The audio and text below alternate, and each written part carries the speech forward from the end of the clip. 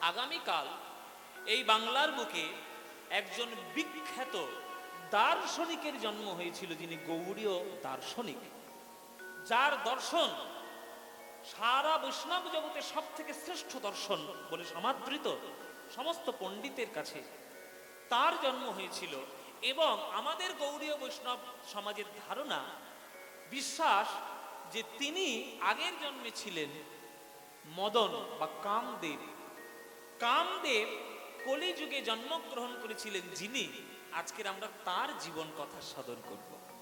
কামদেব কৃষ্ণলীলায় রাসলীলা করতে গিয়ে কামদেব কৃষ্ণকে পরীক্ষা করেছে যে তুমি কত বড় কামী বা কত বড় তুমি কাম জয় করেছো আমি দেখব। তখন কামের সব থেকে যে 5টি শ্রেষ্ঠ বাণ, মদন মদন শোষণ মোহন স্তম্ভন, এই 5টি বাণ কৃষ্ণকে মেরেছিল, কৃষ্ণের দিকে নিক্ষেপ করেছে। কিন্তু কৃষ্ণ তো রাধারানীর সঙ্গে কামের লীলা তো করেননি, করেছেন প্রেমের লীলা। কেননা যখন করেছেন কৃষ্ণ রাসলীলা তখন তার বয়সটাই হয়েছে মাত্র 8 বছর। 8 বছর বয়সেই তিনি রাসলীলা করেছেন। তাই 8 বছর বয়সের শিশুর মধ্যে জাগতিক কাম কোনোদিন আসতেই পারে না, এটা অসম্ভব। তাই রাধাকৃষ্ণের লীলা হচ্ছে প্রেম লীলা। সেই প্রেম লীলা করতে গিয়ে যখন কামদেব বাণ মারল, তখন কোনো বাণটাই কৃষ্ণের হৃদয়ে না লেগে সকল বাণগুলো কৃষ্ণের চরণে আশ্রয় করেছিল, চরণে পড়ে গেছে। চরণে পড়ে গিয়ে বলছে, প্রভু এতদিন আমাদের মালিক যেখানে সেখানে পাঠিয়ে দিত কাজ করতে, আমরা করতাম, কিন্তু আজকের আমরা আসল জায়গায় এসে হাজির হলাম, আপনার চরণ। আপনার চরণ পেয়েছি মানে আর আমাদের কোথাও যাওয়ার দরকার নেই। সকল বাণ কৃষ্ণের চরণাশ্রয় করেছিল। তখন কৃষ্ণ রেগে গিয়ে মদনকে অভিশাপ দিয়েছিল যে মদন, তোমার এত বড় স্পর্ধা, তুমি আমি কামী কিনা সেটা পরীক্ষা করার জন্য তুমি 5টি বাণ আমাকে নিক্ষেপ করলে। যে নরকুলে জন্ম নিয়েছি বলে তুমি আমায় মনে করেছো যে সাধারণ মানুষের মতো প্রেম লীলামি করতে এসেছি, আমি যে সেটা করতে আসিনি এটা তোমার জানা নাই। তাই আজকের বৃন্দাবনে দাঁড়িয়ে আমি তোমায় অভিশাপ দিলাম যে তোমার নরকুলে জন্ম হবে কলিযুগে, নরকুলে জন্ম হবে। কৃষ্ণের অভিশাপ ছিল মদনকে। সেই মদনের অভিশাপ নিয়ে মদন দেবতা কলিযুগে যিনি জন্মগ্রহণ করেছিলেন, এই সরস্বতী পুজোর দিনেই আজকের আমরা তার জীবনে কথা সাধন করব, তার লীলা সাধন করব। তিনি গৌড়ীয় বৈষ্ণব সমাজের বৈষ্ণব ভক্তদের কাছে বিরাট বড় ভক্ত, নাম ভক্ত শ্রী শ্রী রঘুনন্দন ঠাকুর মহাশয়। রঘুনন্দন ঠাকুর মহাশয়, এই রঘুনন্দন, তার কথা আজকের আমরা সাধন করব। চলুন লীলা শুরু করা যাক। শুরু করব বর্ধমান জেলা থেকে লীলা। বর্ধমান জেলার কাটোয়া মহকুমার অন্তর্গত শ্রীখণ্ড গ্রাম। শ্রীখণ্ড গ্রামে 2 ভক্ত বাস করতেন, মুকুন্দ কবিরাজ, নরহরি কবিরাজ। দুজনেই অত্যন্ত ভক্ত।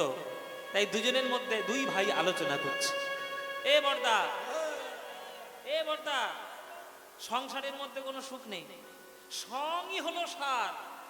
মানুষ যেমন সংসারে রাস্তায় ঘুরে বেড়ায় সেটা তার জীবিকা অর্জনের জন্য, তেমনি আমরাও সংসার করতে এসেছি। কেউ বাবা, কেউ মা, কেউ দাদা, কেউ বৌদি, কেউ ভাই, কেউ বোন, সব সং করছি, সং। একটা মানুষের সং যখন শেষ হয়ে যায়, সে যেমন তার নিজের ঘরে চলে যায়, তেমনি জগতে আমরা সং করে আমরা আসল ঘরে চলে যাব, সেটা আমাদের গোলক বৈকুণ্ঠ ধাম। তাই এই সংসারের মধ্যে কোনো আনন্দ নাই। তাই দাদা চল, শুনেছি রাধা গোবিন্দ মিলিত তনু সোনার গৌরাঙ্গ নাকি কলিযুগে এসে লীলা করছেন, আমরা যদি আমাদের মন প্রাণ তার চরণে দিতে পারি আমাদের জীবন ধন্য হয়ে যাবে। চল চল আমরা তার কাছে যাব। এই বলে শ্রীখণ্ড গ্রাম থেকে নরহরি আর মুকুন্দ 2 ভাই সকাল বেলায় নবদ্বীপে এসে হাজির হয়েছে প্রভুর চরণে থাকবে বলে। আর প্রভু তখন সবাইকে নিয়ে হরিনামের মধ্যে মত্ত রয়েছে। হ্যাঁ, হরিনামের মধ্যে মত্ত রয়েছে। সুরধুনির তীরে তীর মাহাবিল সই সমবয় বালক সঙ্গ সুরধুনির নিতাই গৌর হরি হরি।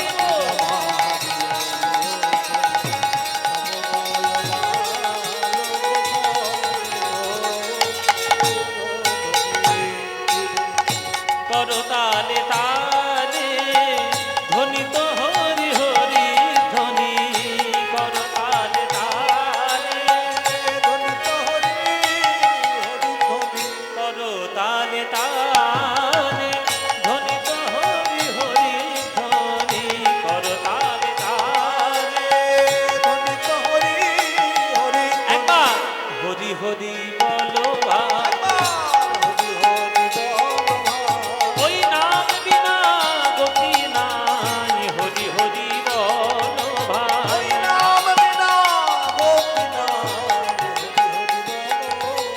এই নামের মধ্যে আছে কানাই, হরি হরি বলো ভাই।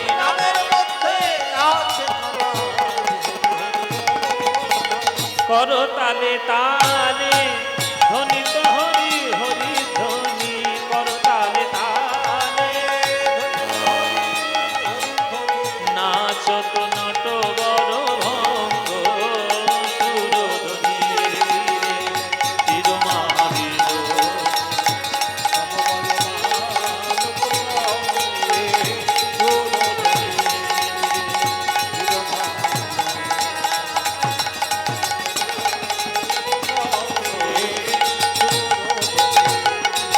জয় শচী নন্দন ত্রিভুবন বন্দন পূর্ণ পূর্ণ অবতার।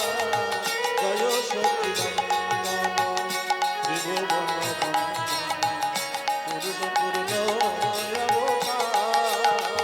জয় শচী নন্দন ত্রিভুবন বন্দন পূর্ণ পূর্ণ অবতার। জয় শচী নন্দন ত্রিভুবন পূর্ণ পূর্ণ অবতার।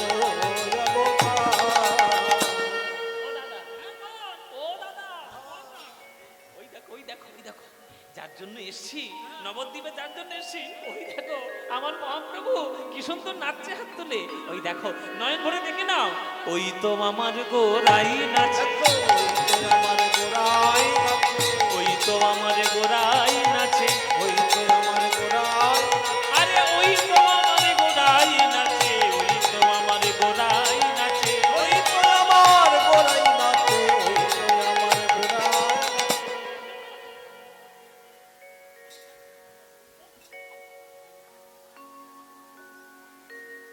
আমি কি কানা?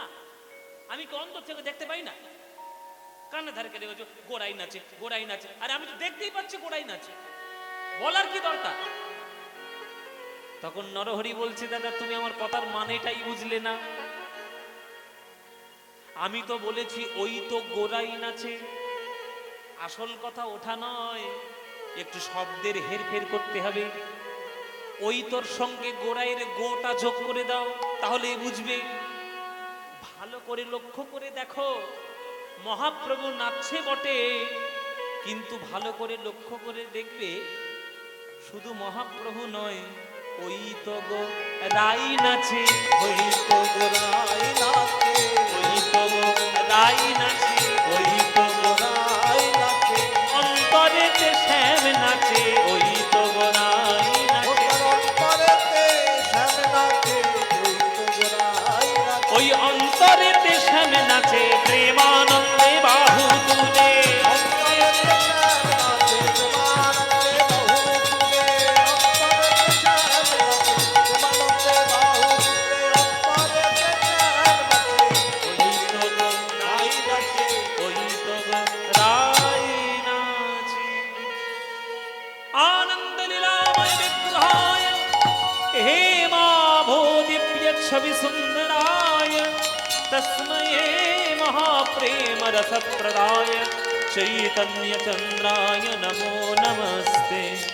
মহাপ্রভু হলেন রাধা গোবিন্দের মিলিত তরু সোনার অঙ্গ, তার বাইরে যেমন রাধা ভাব, হৃদয়ে হলো কৃষ্ণ শ্যামের ভাব। হরিনাম হরিনাম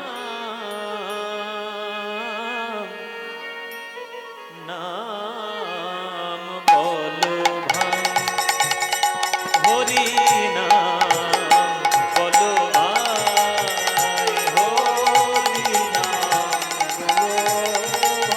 হরিনাম বলো ভাই, হরিনাম নাম বিনা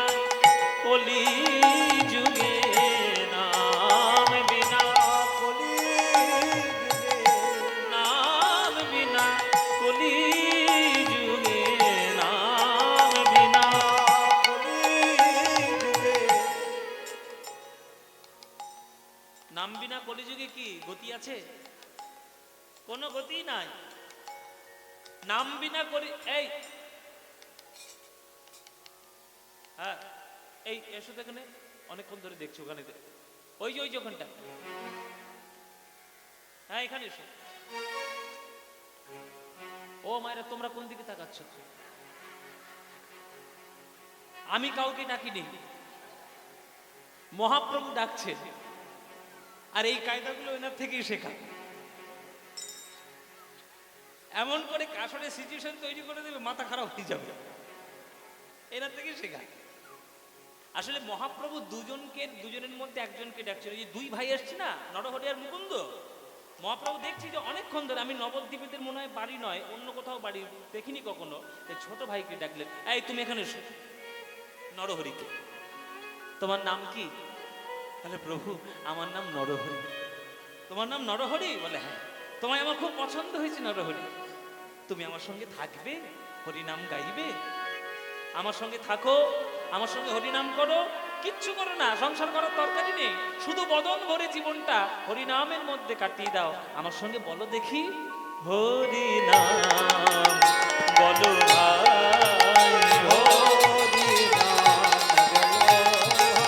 হরিনাম বলো ভাই,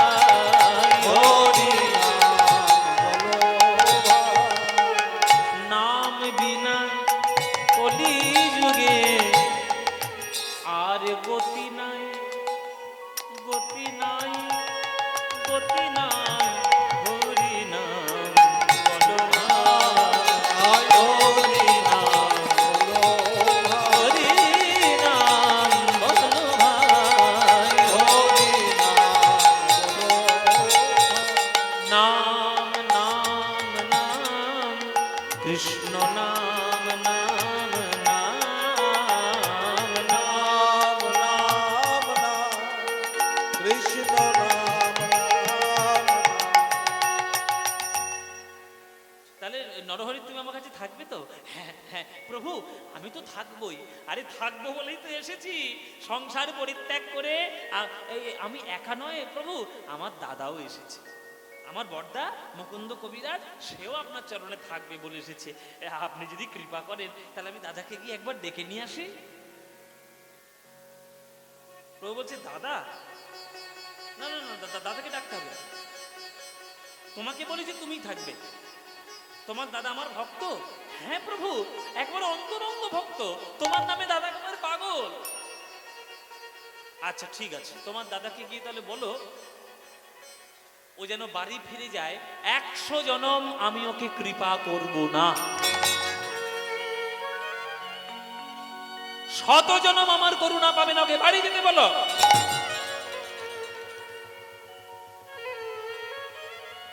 ভক্তরা সবাই স্তম্ভিত, কি প্রভু এমন কেন বললেন? ওই ভক্তটা কি অপরাধ করেছে যে ওকে 100 জনম কৃপা করবে না? নিজেদের মধ্যে একটু আলোচনা করছে ভক্তরা। কিন্তু মায়েরা, যাকে মহাপ্রভু উদ্দেশ্য করে বলেছে সেই মুকুন্দ কবিরাজ হাত তুলে নাচছে আর হরি বল হরি বল। ও মুকুন্দ, নাচছো কেন? মাথা খারাপ হয়ে গেছে নাকি? মহাপ্রভুর কথা একেবারে সহ্য করতে পারেনি, পাগল হয়ে গেছে। আরে মহাপ্রভু তোমাকে কৃপা করবে বলেনি, বলেছে 100 জনম পরে দেখা করতে, 100 জনম পরে কৃপা করবে। তখন মুকুন্দ বলছে যে আমি তো ওই জন্যই নাচছি। হ্যাঁ, ওই জন্য নাচছো? কি সর্বনাশ! ওই কথা শুনলে তো আমরা গঙ্গার জলে ডুবে মরতাম। 100 জনম পরে কৃপা করবে, এখন কৃপাই করবে না, এ তো জলে ডুবে মরার মতো জায়গা, তুমি নাচছো? তখন মুকুন্দ বলছে তোমরা তো প্রভুর কথা ভালো করে বোঝো নাই। প্রভু আমায় বলেছে 100 জনম পরে কৃপা করবে, হয়তো কোনো কাজের জন্য আমাকে 100 জনম ব্যস্ত রাখবে, কিন্তু এটা স্থির হয়ে গেল। আমি জানতে পারলাম স্থির ভাবে, এখন আমি কৃপা পাই বা না পাই, কিন্তু 101 জনমে কৃপা পাবো। 101 জনমে নিতাই গৌর হরি বল, গৌর হরি বল। 101 জনমে কৃপা পাবো। আমি 100 জনমে না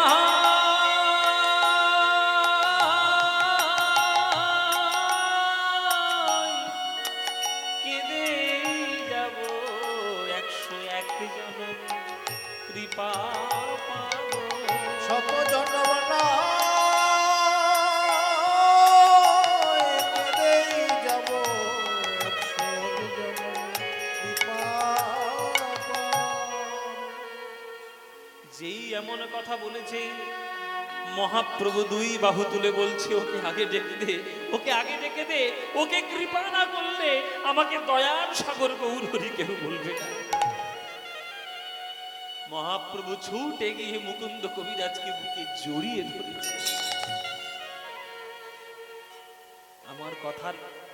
আমার কথার মানে তুমি ঠিক বুঝতে পেরেছো? আমি যে এই কথাটা বললাম, এটা পরীক্ষা করার জন্য তোমায় বললাম। পরীক্ষায় তুমি উত্তীর্ণ। আমার আর ভক্তরা বুঝুক যে জীবনে কত ধৈর্যের দরকার হয়। ধৈর্য না থাকলে কখনো কিছু লাভ করা যায় না। আমরা তো খুব তাড়াতাড়ি সবকিছু সাফল্য পেতে চাই। সাফল্য এত সহজে ধরা দেয় না। একটা আমকেও পেকে থাকতে গেলে 2 মাস তাকে সময় দিতে হয়, তবে কাঁচা থেকে পাকা হওয়া যায়। জন্মে মাত্রই সে পাকা হয় না। জন্মাবার পরেই যে আম পাকা হয়ে যায়, সে আম খাওয়ার যোগ্য নয়, তার মধ্যে অসুস্থতার লক্ষণ রয়েছে। তাই ধৈর্য না থাকলে গোবিন্দ চরণে না। তুমি প্রমাণ করে দিলে মুকুন্দ, তোমাকে 100 জনম পরে নয়, আমি এক্ষুনি কৃপা করব। আসুন আসুন আসুন। আমার জীবনের সবাই একটু উলুধ্বনি আর করতালি দিন।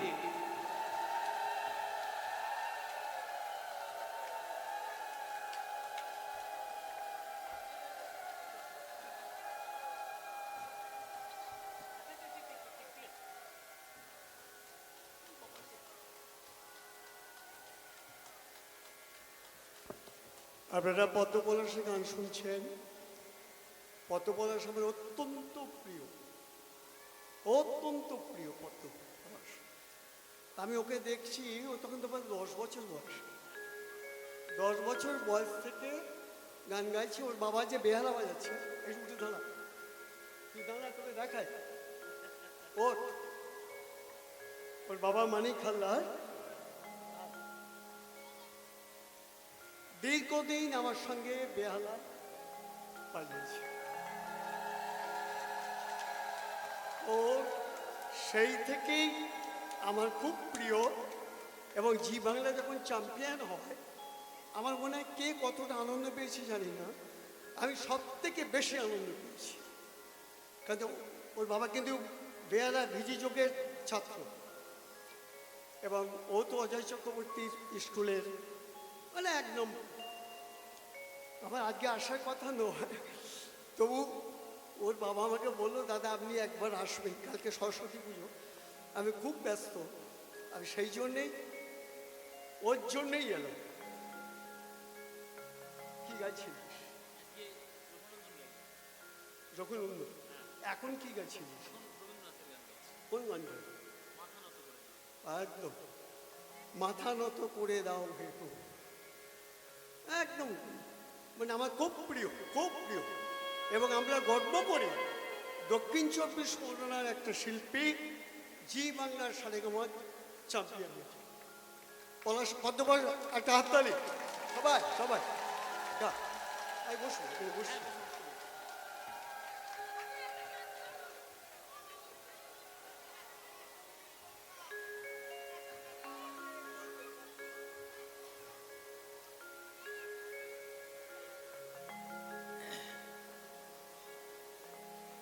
জয় নিতাই, জয় নিতাই।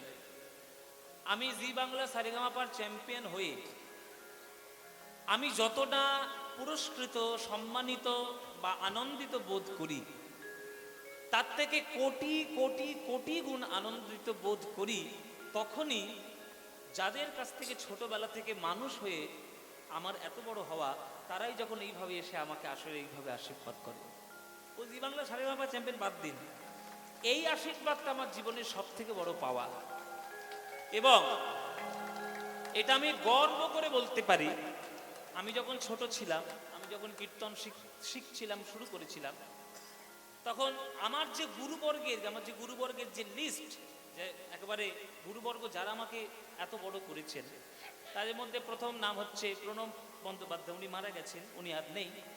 ঠিক তারপরেই আমার বাবা, আমি তো জেঠুই বলি, আমি চিরকাল জেঠুই বলে এসেছি, আমি কোনোদিন গুরু টুরু বলিনি। আমি জেঠুই বলে এসেছি। জেঠু কেমন আছো, কেমন, সমস্ত কিছু। জেঠু দলে তখন ভায়োলিনটা বাজাতো। আর নরমের যজ্ঞ নিত্যানন্দ মিলন, আর হচ্ছে অগ্রদ্বীপের গোপীনাথ। হ্যাঁ, অগ্রদ্বীপের গোপীনাথ। আর একটা ছিল বাজিকর মিলন। এই চারখানা পালা। আর এখনো পর্যন্ত, এটাও এখনো বলছি, এখনো পর্যন্ত যে রাসলীলাটা আমি আসরে গাই, সেটা এনারই দেওয়া, এই গুরুদেবেরই দেওয়া। ওনারই দেওয়া রাসলীলাটা এখনো আমি আসরে গাই, যদি রাসলীলার প্রসঙ্গ আসে। এনাদের আশীর্বাদে আসরে বসে বসে গান শুনতাম, কেমন করে গাইছে, কেমন করে অভিনয় করছে। কেননা জেঠুর অভিনয় তো কীর্তন জগতের মধ্যে একবার সেরা অভিনয়, এটা একদম সেরা অভিনয় উনি করতেন কীর্তনের মধ্যে। ওই রকম আমরা ঝরঝর করে কাঁদতাম যখন গান শুনতাম, অগ্রদ্বীপের গোপীনাথ বা নরমের যজ্ঞ সব শুনতাম। তো ওনাদের কোলেই ছোট থেকে বড় হওয়া। তো এই সব মানুষ যারা ছোট্টবেলা থেকে আমাকে দেখেছেন, বড় করেছেন, তারাই যখন আসরে এসে, আর একটা সব থেকে ভালো বৈশিষ্ট্য, আমি যখনই যেখানে গান করতে যেতাম, ওনার তখন তো একেবারে রাজত্ব চলছে দক্ষিণ 24 পরগনা এবং পশ্চিমবঙ্গ জুড়ে। যেখানেই আমি যেতাম গান শুনতে, সঙ্গে সঙ্গে আমাকে আসরে ডেকে নিয়ে, এটা আমার কোনো গুরু করেননি, কিন্তু এইটা একমাত্র উনি করেছেন। উনি আসরে আসলে ডেকে নিয়ে, এই উঠে আয় পলাশ, উঠে আয়, এই আমার ছাত্র পলাশ ছাত্র, আমার গান গাইছে, আমার কাছে গান শিখছে, আপনারা সবাই এর গান শুনবেন, আনন্দিত করবেন, আশীর্বাদ করবেন। এইভাবে প্রত্যেকটি আসরে আমাকে এইভাবে মানে আদর জানিয়েছে, আশীর্বাদ জানিয়েছে। হ্যাঁ, তো আজকের আমি শুনতে পেলাম এখানে গান করতে আসার আগে যে এনার এখানেই আত্মীয় বাড়ি এবং তিনি এখানেই আছেন। তো শুনে আমার মনে হলো যে আজকে তো যখন আছেই, আমি একটু পরেই নামটা বলতাম, কিন্তু আগেই উনি চলে এসেছেন স্নেহের জন্য। স্নেহ, এনারা এত আমাকে ভালোবাসেন। আপনারা ওনার দীর্ঘায়ু এবং সুস্থতা আপনারা গোবিন্দের চরণে প্রার্থনা করবেন। কেননা দক্ষিণ 24 পরগনার কয়েকটা শিল্পী আছে যারা কীর্তন জগতে নাম করতে পেরেছে, তাদের মধ্যে অবশ্যই দক্ষিণ 24 পরগনা শ্রীযুক্ত অরুণ কুমার চট্টোপাধ্যায়। অরুণ চট্টোপাধ্যায় আমার জেঠু, এনার নাম দক্ষিণ 24 পরগনা সবার থেকে প্রথম আসে। তারপরে ওনাদের আশীর্বাদে আমি একটু যা শিখেছি, ছোটোমুড়ি এই যতটুকু পারছি শিখেছি আর কি। তো সেইটুকু আপনারা গোবিন্দের চরণে প্রার্থনা করবেন যেন এইভাবে কীর্তন এগিয়ে যেতে পারে। নিতাই গৌর প্রেমানন্দে হরি বল। আচ্ছা, এসো মুকুন্দ, তুমি আমার কত বড় ভক্ত, সংসার পরিত্যাগ করে চলে এসছো আমার চরণে থাকবে বলে, কিন্তু সবার সংসারকে কি নষ্ট আমি করতে পারি? শোনো মুকুন্দ, নরহরি তোমার ছোট ভাই, নরহরিকে আমি আমার চরণে রেখে দিলাম, কিন্তু তুমি যেহেতু তোমার সংসারের বড়, যারা সংসারের বড় হয় তাদের অনেক দায়িত্বই থাকে, সেই দায়িত্ব তোমাকেও পালন করতে হবে। তাই তুমি যদি আমায় ভালোবাসো, আমি যা বলবো সেটা তুমি শুনবে। প্রভু, বলো প্রভু, কি শুনবো? তুমি যা বলবে আমি তাই শুনবো। তুমি যা বলবে, তোমার কথা আমার কাছে শাস্ত্র বাক্য, বেদ বাক্য, তুমি যেটাই বলবে সেটাই পালন করবো। বলো প্রভু, কি করতে হবে? তাহলে শোনো, আমার আজ্ঞায় তুমি ফিরে যাও, ফিরে যাও শ্রীখণ্ডে, ফিরে যাও, ফিরে যাও, ফিরে যাও শ্রীখণ্ডে, ফিরে যাও, ফিরে যাও, যাও, যাও, ফিরে যাও।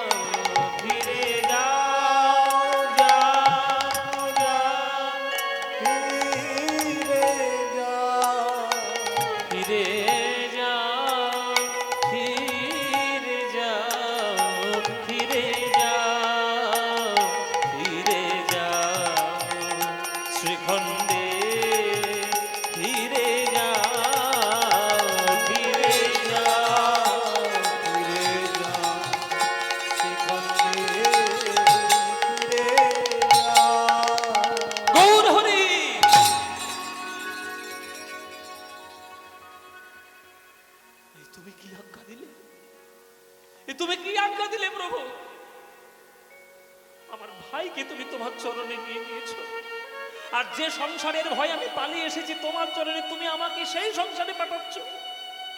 বলো আমি কি এমন অপরাধ করেছি যে তুমি সংসারের পঙ্কিল আবর্তে আবার তুমি ফিরিয়ে দিচ্ছ? আমার অপরাধ কি? প্রভু বলছে অপরাধ কিছু নাই, কিন্তু সংসারকে পঙ্কিল আবর্ত কোনোদিন বলবে না। শোনো মুকুন্দ, সংসারের মধ্যে থেকে যারা ভগবানকে ভালোবাসে, ভগবান তাদের বেশি ভালোবাসে। আস্তে ও মায়েরা, একদিন সকালবেলায় নারদ মুনি বিষ্ণু লোকে গেছে। সকালবেলা গিয়ে দেখছে সকাল সকাল উঠে ভগবান শ্রী বিষ্ণু কাঁদতে শুরু করেছে। নারদ মুনি বলছে, প্রভু তুমি কাঁদছো কেন? কি হয়েছে? তুমি সকালবেলা উঠে কাঁদছো মানে জগতের তকল্যাণ হয়ে যাবে, কি হয়েছে কি? তখন নারদ মুনির কথা শুনে প্রভু বলছে, ভগবান বলছে যে নারদ, এই সকালবেলা উঠে পৃথিবীর একটা ভক্ত আমার নাম করে ফেলেছে, আমার নাম নিয়ে ফেলেছে মুখে, তার জন্য আমি কাঁদতে শুরু করেছি। নারদ মুনি গেলেন রেগে, সারাক্ষণ বিনা যন্ত্র নিয়ে নারায়ণ নারায়ণ বলে আমি ঘুরে বেড়াচ্ছি, আমার জন্য জীবনে চোখের জল পড়েনি, আর কে কোথাকার রাম শ্যাম যদু মধু, তার জন্য তোমার কান্না বেরোচ্ছে? হ্যাঁ, তুমি আমার এই ভালোবাসো? তখন ভগবান বলছে, আমি তোমার জন্য কাঁদবো, তুমি আমার একটা কাজ করতে পারবে? কি কাজ করব? সারা জীবন অনেক কাজ করেছি, কি কাজ করবো বলো? ও মায়েরা, সোনার বাটিতে সর্ষের তেল এবারে কানায় কানায় ভর্তি করে বলে হাতে দিয়েছে, নাও এটা নিয়ে একটু ব্রহ্মাণ্ড ঘুরে এসো দেখি। শর্ত একটাই, এক ফোঁটা তেল যেন মাটিতে না পড়ে। ঠিক আছে, এটা ঘুরে আনলে তুমি কাঁদবে তো? বলে হ্যাঁ কাঁদবে। তুমি আসলেই কাঁদতে শুরু করবো। ঠিক আছে, এক বাটি তেল নিয়ে ঘুরতে শুরু করেছে। এবার ব্রহ্মাণ্ড ঘোরা কি জ্বালা, এইবার ঠালা বুঝবে। কোথায় পাহাড়, কোথায় পর্বত, কোথায় নদী, কোথায় সাগর, লাফাতে গিয়ে বলে বলছে সর্বনাশ, এই তেল পড়ে কি পড়ে না, পড়ে কি পড়ে না, এই বিনাটার জন্য যত ঝামেলা। নানান কষ্ট করে বিশ্ব ব্রহ্মাণ্ড ঘুরে ঘরে এসে বলছে, এই নাও তোমার তেল, এবার কাঁদো। বিষ্ণু ভগবান বলছে, আমি কাঁদো, এক্ষুনি কান্না শুরু করবো, একটা প্রশ্নের উত্তর দিয়ে দাও, এক্ষুনি কাঁদবো। কি প্রশ্ন? বলে তেলের বাটিটা নিয়ে যখন ব্রহ্মাণ্ড ঘুরছিলে, আমার নাম মুখে কভার করেছিলে।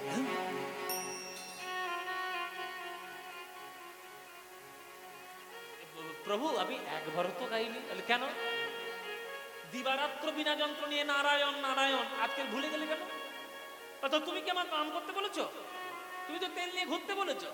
ওই তেল পরে কি পড়ে না, পরে কি পড়ে না, এই খেয়াল করতে গিয়ে নাম ভুলে গেছি প্রভু।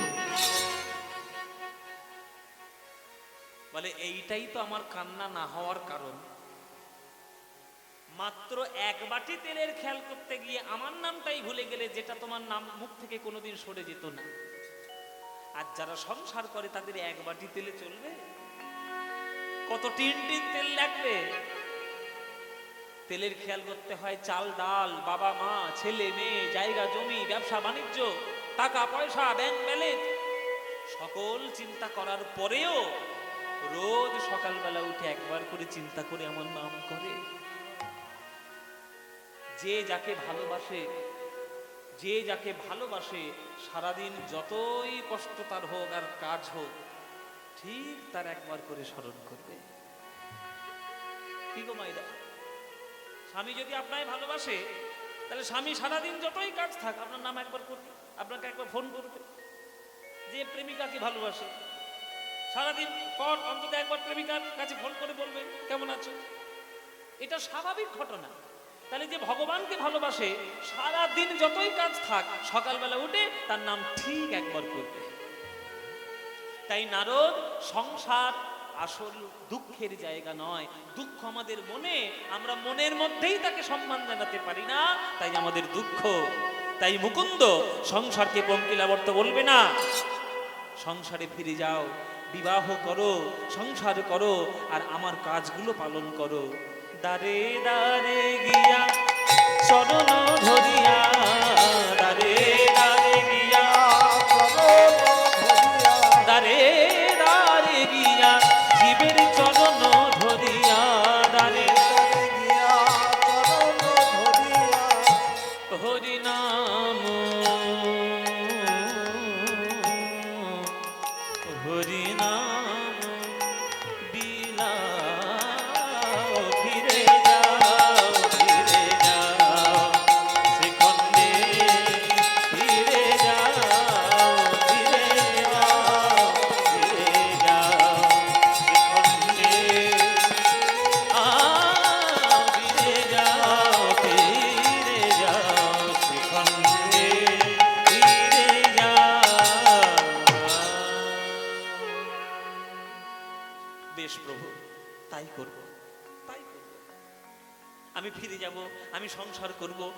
বিবাহ করব।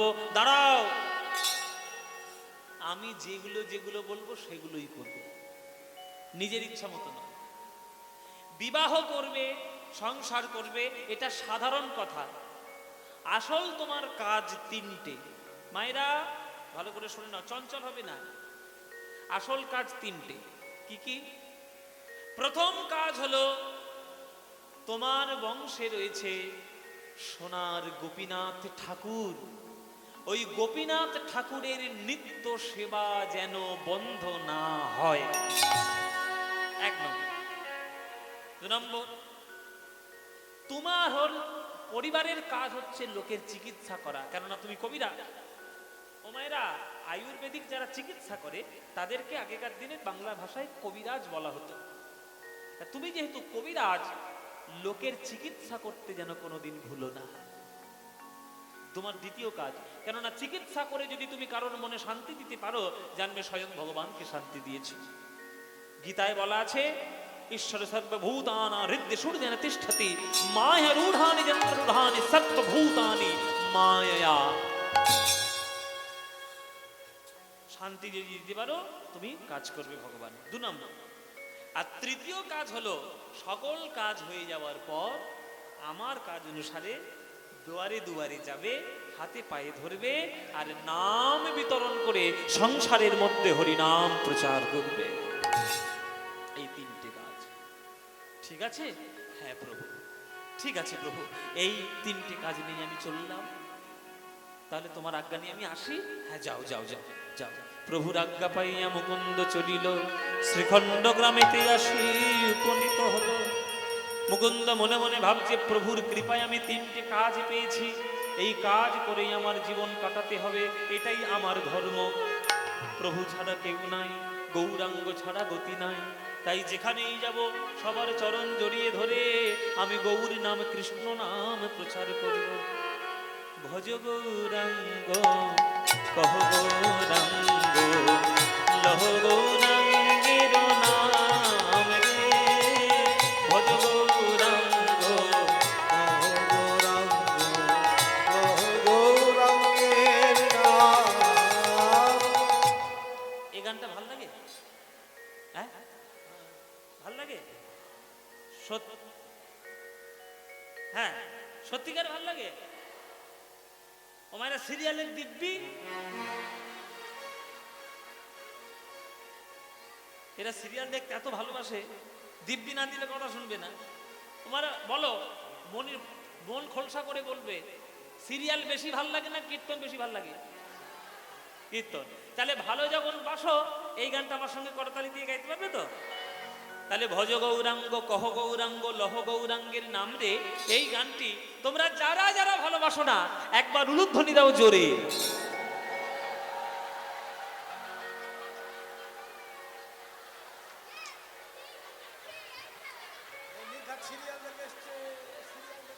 নিখাত সিরিয়াল থেকে ঢুকেছি। আমি কি বললাম আর কি করলে? এই আজকে সারাদিন কীর্তনের একবারে চোনা হয়ে গেল। 50 কেজি দুধে 1 ফোঁটা চোনা। আমি বলেছি, যারা যারা হরিনামটা ভালোবাসো না, তারা উলুধ্বনি দিচ্ছ।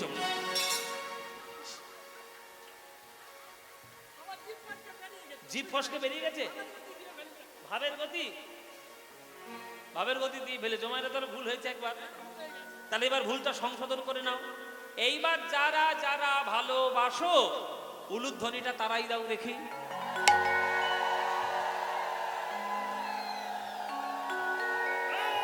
বাহ, না না, ভালোবাসে, ভুল করে দিয়ে ফেলেছে, কি করবে? তাহলে ভালো যখন বাসো, তাহলে করতালি দিয়ে এই গানটা গাইবে। সারেগামাপা এই গানটা গেয়েছিলাম, জানো তো? দেখেছিলে সারেগামাপা? সারেগামাপায় যেদিন এই গানটা গেয়েছিলাম, সেদিন বোম্বে থেকে একটা বিরাট বড় আর্টিস্ট এসেছিল, তার নাম বিনোদ রাঠোর। তিনি এই গানটা শুনেছিলেন, তা তিনি সেদিন সামনে ছিলেন, তাকে শুনিয়েছিলাম। আজকে আপনারা সামনে বসে আছেন, আপনাদের শোনাই। করতালি দিয়ে আমরা সবাই মিলে গাইব। ভজ গৌরাঙ্গ কহ গৌরাঙ্গ লহ গৌরাঙ্গের নাম রে। বলো, ভজ গৌরাঙ্গ।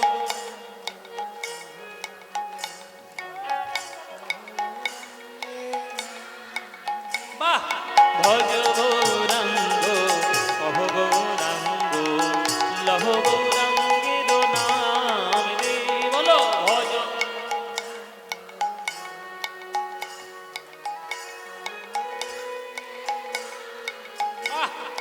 যে জনা গৌরাঙ্গ ভজে সে হয় আমার প্রাণ রে। যে জনা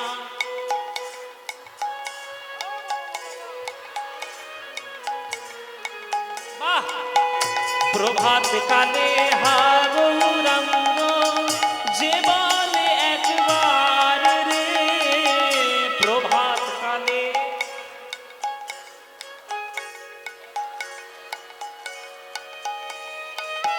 সেই জন আমার হয় আমি হই তার রে। বলো সেই জন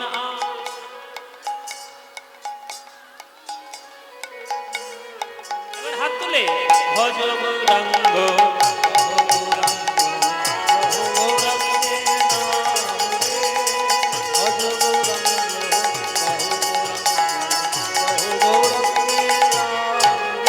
আহা যে জনা গৌরাঙ্গ ভজে সে হয় আমার প্রাণ। উলুধ্বনি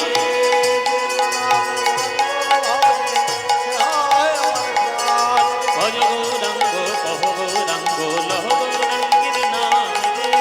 ভজ গৌরাঙ্গ কহ নিতাই গৌর হরি।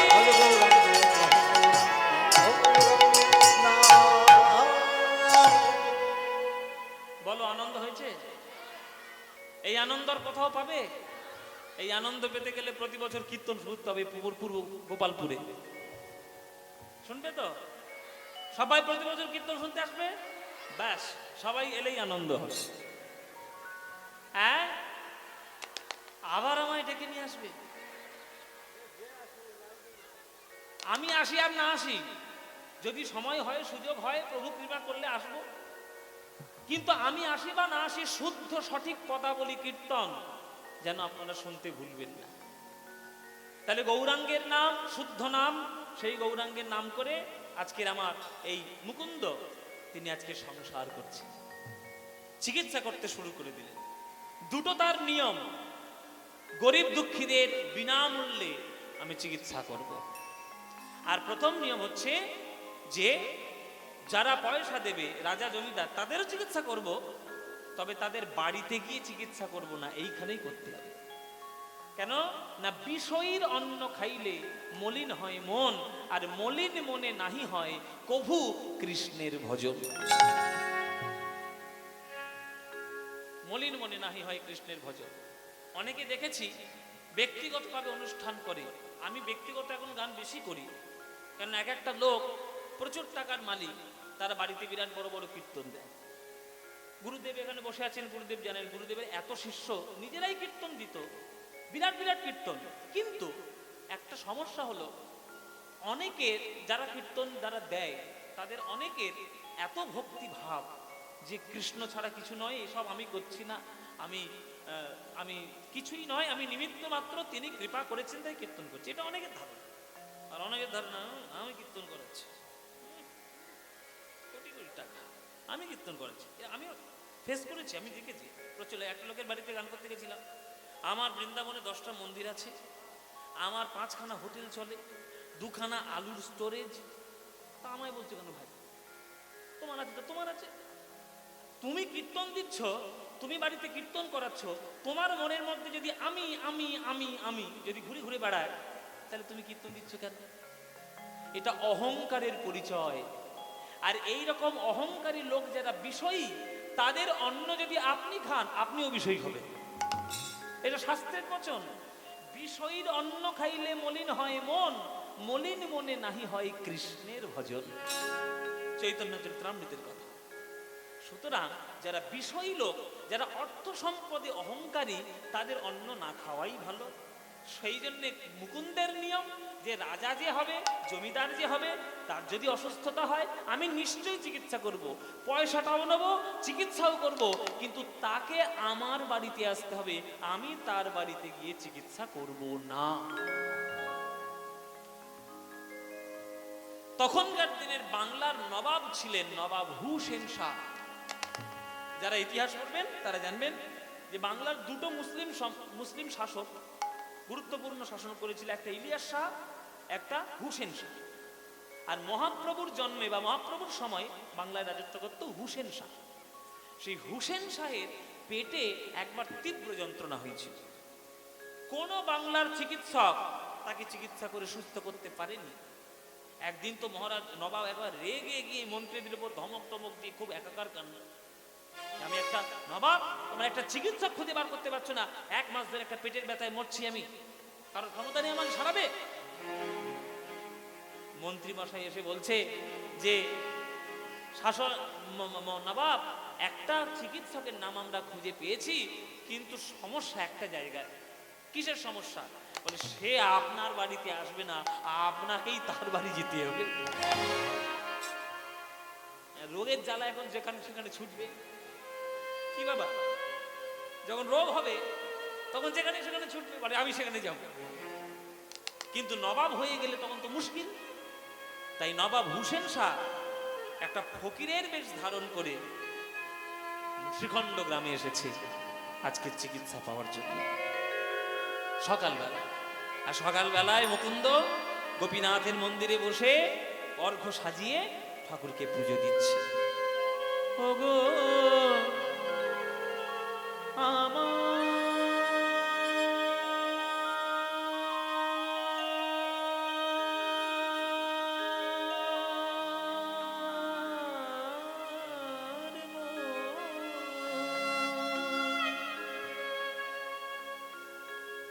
আমার মন মন্দিরে,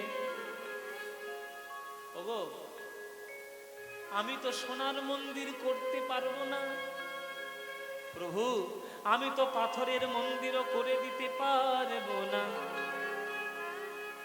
কিন্তু একটা মন্দির আমার কাছে আগে থেকেই আছে। কি মন্দির বাবা? আহা, আমার মন মন্দির, হৃদয় মন্দির। আমার মন মন্দিরে মদন মোহন দাঁড়াবে নাকি গো আসিয়া। আমার মন মন্দিরে মদন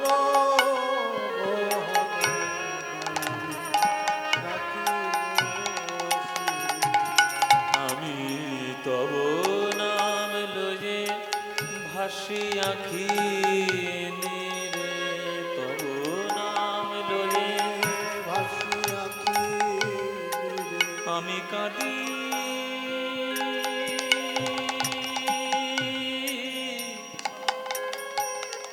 আমি কাঁদি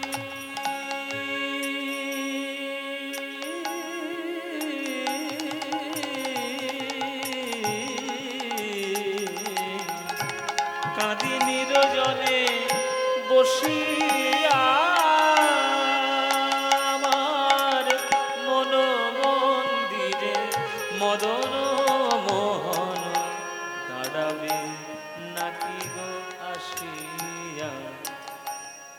ও ভাই, এটাই শ্রীখণ্ড গ্রাম। ওই তোমাদের গ্রামে নাকি মুকুন্দ কবিরাজ আছে, চিকিৎসা করে নাকি ভালো। এই আমি চিকিৎসা পাবো ভাই, ফকির মানুষ পয়সা টয়সা দিতে পারবো না। আগে হবে, পয়সা না দিলে এই বাড়িটা একটু দেখিয়ে দাও না ভাই, আমি যাবো তার বাড়ি। কোন বাড়িটা? হ্যাঁ, ওই বাড়িটা, ও ওইখানে মুকুন্দ। আচ্ছা আচ্ছা, ঠিক আছে, ধন্যবাদ ভাই, ছুটে গেল। এটা কিন্তু নবাব, পরিচয় কিন্তু একবারও দিচ্ছে না যে আমি নবাব, ভিখিরির বেশে এসেছে না। দেখছে একটা বাড়ির সামনে প্রচুর লোক দাঁড়িয়ে, আর সেই বাড়ির ভেতর থেকে একটা সুন্দর সুর বেরিয়ে আসছে। ও গো আময় পতিত পাবন,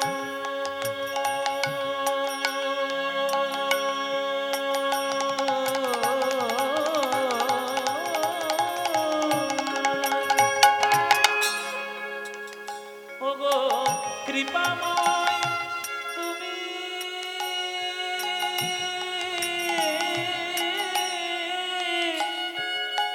ভক্ত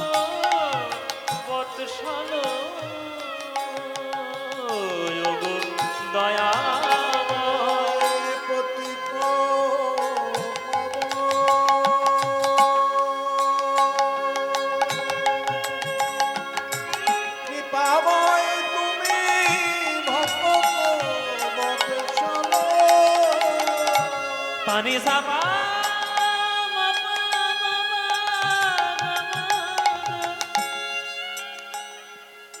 পা নি সা মা সা নি নি পা নি গা মা পা সা নি গা মা গা মা পা মা গা গা মা নি নি ধা পা মা ধা পা গা মা ধা গা নি সা পা মা গা মা গা pa ni za pa ga ma pa ni za pa pa ma ga ni za ni za pa ga ma pa ni za ga ma pa ni za ga ma pa ni za কৃপাময় তুমি ভক্ত বৎসল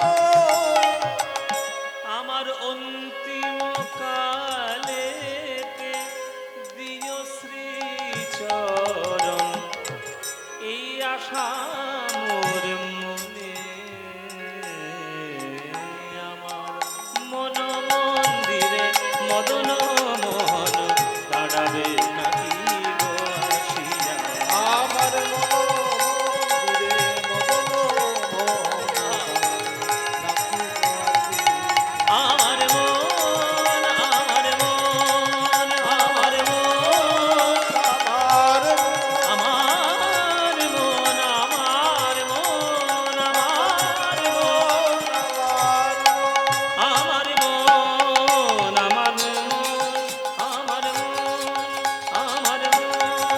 আমার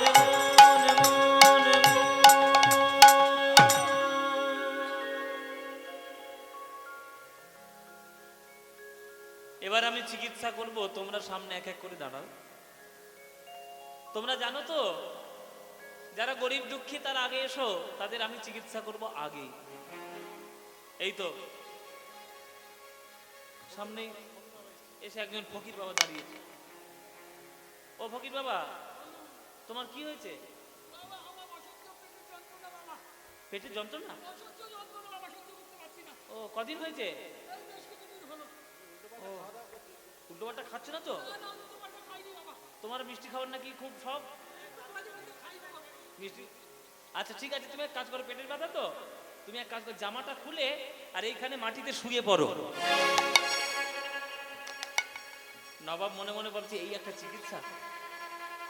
হ্যাঁ, পেটে যন্ত্রণা করছে, আমি জামা খুলে মাটি শোবো? ঠিক আছে, নচ বলং প্রদানং স্থানং প্রদানং, যেখানে সেখানে বল দেখানো উচিত নয়, তাই না? আগে আমি মাটিতে শোবো, রোগ যদি না সারে তারপর আমি ঠেলা বোঝাবো যে আমি কি। এখন যা বলছে তাই করি। ও মায়েরা, জামা খুলে যেই মাটিতে শুয়েছে মনে হলো ওই মাটির মধ্যেই যেন অর্ধেক ব্যথা টেনে নিয়েছে।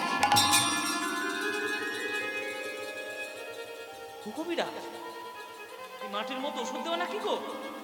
শুতে না শুতেই আমার অর্ধেক ব্যথা কমে গেল যেন মনে হচ্ছে। বলে আমি হলাম আয়ুর্বেদিক চিকিৎসক, লোকের মুখে গাছ বাগলার রস দিতে গেলে ওইটা এখানে পড়ে যায়, ওইটা বোধহয় কাজ করেছে।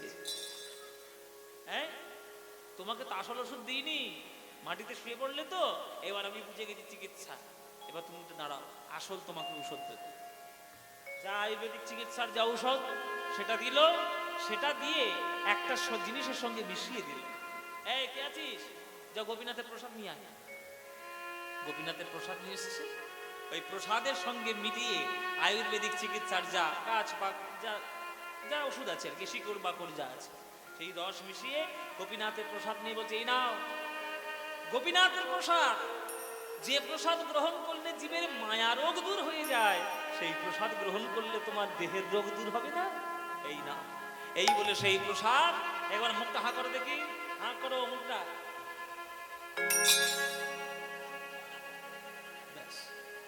মুখের মধ্যে দিল, শান্তি। বলে বাবা ব্যথা সেরে গেছে। এবার এক মুহূর্তেই ব্যথা চলে গেল।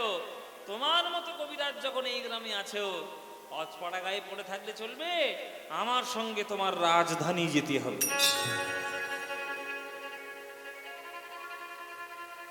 রাজধানী?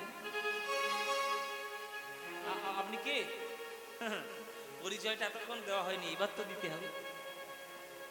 আমি কোনো ভিখিরি ফকির নই, আমি হলাম এই বাংলার নবাব হুসেন শাহ। হুজুর হুজুর, গুস্তাখি মাফ হুজুর, আপনি আমায় এই গরিবের দরবারে? হ্যাঁ, তুমি কোন রাজা জমিদারের বাড়িতে গিয়ে চিকিৎসা করো না, তাই তোমার প্রতিজ্ঞা যাতে ভঙ্গ না হয় আমি এসেছি তোমার বাড়ি। আর তো কথা শুনবো না, চলো আমার বাড়ি যেতে হবে। মুকুন্দ মনে মনে ভাবছে, গৌরহরি কি হলো, আমি যদি চলে যাই তাহলে গ্রামের দায়িত্ব নেবে কি? আর যদি আমি মানা করি যাব না, তাহলে বাংলায় বাস করা তো দুষ্কর হয়ে যাবে। উনি নবাব, উনি ইচ্ছা করলে বাংলা থেকে দূর করে দিতে পারে, কি করব? সারা রাত ধরে গৌরহরি ধ্যান করছে। গৌরহরি স্বপ্নের মধ্যে বলে দিলেন মুকুন্দকে, মুকুন্দ, জীব নিত্য কৃষ্ণ দাস, সে পথের ভিখারি হোক আর সিংহাসনের নবাব, যাও তুমি চিকিৎসা করো, কৃষ্ণের কৃপা হলে তুমি আবার ফিরে আসবে। তাই মায়েরা কিছুদিন নবাবের বাড়িতে গিয়ে চিকিৎসা করেছিল মুকুন্দ, চিকিৎসা করেছিল মুকুন্দ। তার সেই চিকিৎসায় সন্তুষ্ট হয়ে এই শ্রীখণ্ড গ্রামটা তার নামে একেবারে লিখে দিয়েছিল আমার এই নবাব। কিছুদিন চিকিৎসা করার পর তাকে সুস্থ করিয়ে আবার তিনি নিজের গ্রামেতে ফিরে এলেন, আবার শুরু করলেন চিকিৎসা। হ্যাঁ, ভক্তগণকে সেবা করছে, হ্যাঁ ভক্তগণকে সেবা করছে, হরিনাম প্রচার করছে, আর মনে মনে ভাবছে সব ভগবানের কৃপা, সব ঈশ্বরের কৃপা। তিনি জগৎ সংসারকে সাজিয়ে রেখেছেন আমাদেরকে উদ্ধার করবেন বলে। সেই ভগবান বৃন্দাবনে গিয়ে ধুলোই গড়াগড়িও দেয়, সেই ভগবান রাধার সঙ্গে মিলিত হয়ে গৌরাঙ্গ হয়ে আসে, আবার সেই ভগবান আমাদের এই জগৎ সৃষ্টি করার জন্য রোমকূপ থেকে কোটি কোটি ব্রহ্মাণ্ডের জন্ম দেয়। আমরা তো চুনোপুটি, আমরা তো ধুলোর থেকেও অধম, আমরা পৃথিবীতে আছি কি নেই এটাও আমাদের জানার দরকার। আস্তে আস্তে আপনারা ভালো করে শুনুন একটা কথা, আস্তে মায়েরা কথা বলো না, চঞ্চল হবে না, কথাটা শোনো। এই পৃথিবীতে হাজার হাজার কোটি লক্ষ লক্ষ বছর আগে বাস করত ডাইনোসর, বড় বড় জন্তু, জুরাসিক পার্ক। একটা পৃথিবীতে কিছু ঘটনা ঘটেছিল, কোন নক্ষত্র এসে পৃথিবীর সঙ্গে ধাক্কা মেরে এমন একটা এভলিউশন ঘটিয়ে দিয়েছিল যে সমস্ত ডাইনোসরের প্রজাতিগুলো বিলুপ্ত হয়ে গেছে। তারপরে ধীরে ধীরে ধীরে ধীরে মানব জাতির সঞ্চার হয়েছে পৃথিবীতে। এখন মানব জাতিকে বলা হয় শ্রেষ্ঠ দেহ, শ্রেষ্ঠ জীব। হ্যাঁ, শ্রেষ্ঠ জীবই বটে। মানুষের দেহটা সব থেকে ডেভেলপড একটা শরীর, কিন্তু কেউ যদি অহংকার করে বলে যে আমি শ্রেষ্ঠ, আমি একেবারে একা একা জগৎ থেকে আকাশ থেকে টপকে পড়েছি, মোটেও নয়। এই জগতে তোমরা মানুষ, আমরা মানুষ, আমরা আছি না নেই, আমাদের থাকলেও কিছু যায় আসে না, আমাদের না থাকলেও পৃথিবীর কিছু যায় আসে না। কেননা এই পৃথিবীটা ভগবানের পায়ের তলায় ধুলোর থেকেও কম, ধুলোর থেকেও কম। আমরা যা বাস করছি সব অতীতে বাস করছি, বর্তমান বলে কিচ্ছু নাই, সব অতীত। কেননা কন্টিনিউ পৃথিবীতে ঘুরছে আর কন্টিনিউ বিশ্ব ব্রহ্মাণ্ড সৃষ্টি হচ্ছে। সকাল 6টার সময় উঠে সূর্যকে প্রণাম করছো, সূর্যদেব প্রণাম করি। যে সকাল 6টার সূর্যকে দেখছো ওটা সকাল 6টার সূর্যই নয়, ওটা 5:52 সূর্য। কেননা তুমি যে সূর্যটা দেখতে পাচ্ছ ওই আলোটা 8 মিনিট 20 সেকেন্ডের বেশি সময় লেগেছে পৃথিবীতে আসতে। তাহলে যে সকালের সূর্য দেখছো সেটাই তো অতীত, তুমি কি বর্তমান থাকবে? সবই অতীত। সন্ধ্যা হয়ে গেলে আকাশে ঝলঝল করছে তারা, যে তারা টিমটিমিনে তুমি দেখছো আজকে, ওটা আজকের তারা নয়, ওটা অনেক হাজার হাজার বছরের পুরনো তারা। আলোটা আসতেই এত সময় লেগেছে। তাই জগৎ বিশ্ব ব্রহ্মাণ্ডে আমাদের অস্তিত্ব থাকলেও কিছু যায় আসে না, না থাকলেও কিছু যায় আসে না। তাই যতদিন বেঁচে আছেন, যতদিন বাঁচবেন, শুধু সৎ পথে থাকুন, ভালো হয়ে বাঁচার চেষ্টা করুন, অপরের ক্ষতি না করে নিজের সৎ পথে জীবন ব্যয় করুন। ওই জন্যই কাজী নজরুল ইসলাম একটা গান লিখেছিলেন যে বিশ্ব ব্রহ্মাণ্ড ভগবানের খেলার মতো, খেলিছ এই বিশ্ব লয়ে বিরাট শিশু, প্রলয় সৃষ্টি তব পুতুল খেলা, নিরজনে প্রভু নিরজনে। গানটা শুনেছেন না? হ্যাঁ আবার হবে। এ হচ্ছে বাঙালিদের স্বভাব, খেতে পেলেই শুতে চায়। গানটা বলে জমনি গাইতে হবে। এটা আমার আমার খুব প্রিয় গান বাবা। আর এই গানটা গানটা লিখেছে কে? এই গানটা যিনি লিখেছেন তিনি একজন মুসলিম লোক, ইসলাম লোক। ইসলামে কিছু যায় আসে না, মুসলিম হিন্দু কিছু যায় আসে না, মানবতাই আসল। তিনি রচনা করেছেন, তার নাম কাজী নজরুল ইসলাম। খেলেছ এ বিশ্বলয়ে বিরাট শিশু, আনমনে খেলেছ এ বিশ্বলয়ে বিরাট শিশু, আনমনে খেলেছ প্রলয় সৃষ্টি তব পুতুল খেলা, প্রলয় সৃষ্টি তব পুতুল খেলা, নিরজনে প্রভু নিরজনে খেলেছ।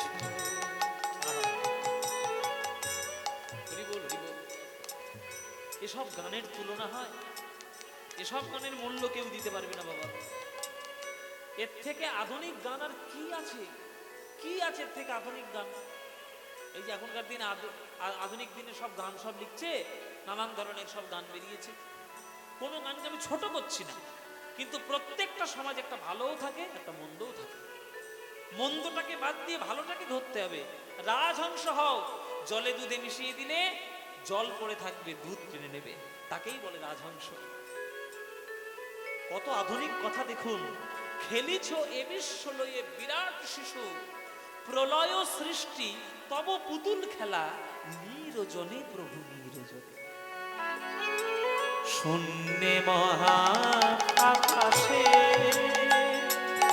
তুমি মগ্ন লীলা বিলাসে,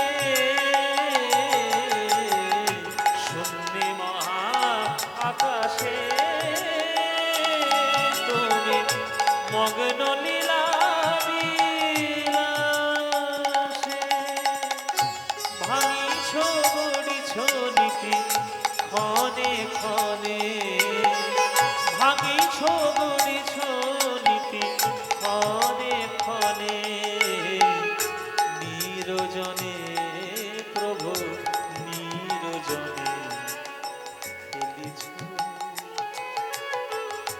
তারকার বিশ্বসে খেলো না তবু, হে উদাসী পড়িয়া আছে রামা পায়ের কাছে, রাশি রাশি। এই যে বললাম বিশ্ব ব্রহ্মাণ্ড গ্রহ নক্ষত্র সূর্য চন্দ্র তারা সব ভগবানের পায়ের তলায় ধুলোর মতো, ধুলোর মতো। সায়েন্স বিজ্ঞানীরা আবিষ্কার করেছে আমাদের যে জগতে আমরা বাস করি, যে ব্রহ্মাণ্ডে, এই ব্রহ্মাণ্ডটার নাম হচ্ছে মিল্কি ওয়ে। মিল্কি ওয়ে এটা ওদের নাম। আর এর হাজার হাজার বছর আগে থেকে আমাদের শাস্ত্রে লেখাই ছিল ক্ষীর সমুদ্র।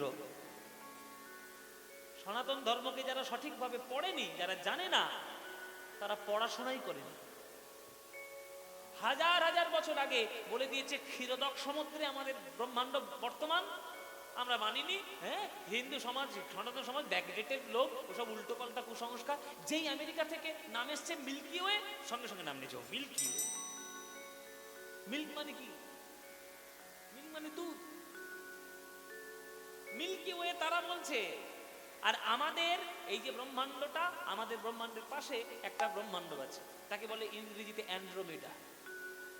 অ্যান্ড্রোমেডা, সেই এই ব্রহ্মাণ্ড থেকে ওই ব্রহ্মাণ্ডে যেতে গেলে মানুষের তো জীবনে সম্ভবই নয়। হাজার হাজার লক্ষ লক্ষ কোটি কোটি বছর চলে যাবে, তবু পৌঁছানো যাবে না। লাইটের গতিতে গেলে তবু পৌঁছানো যাবে না।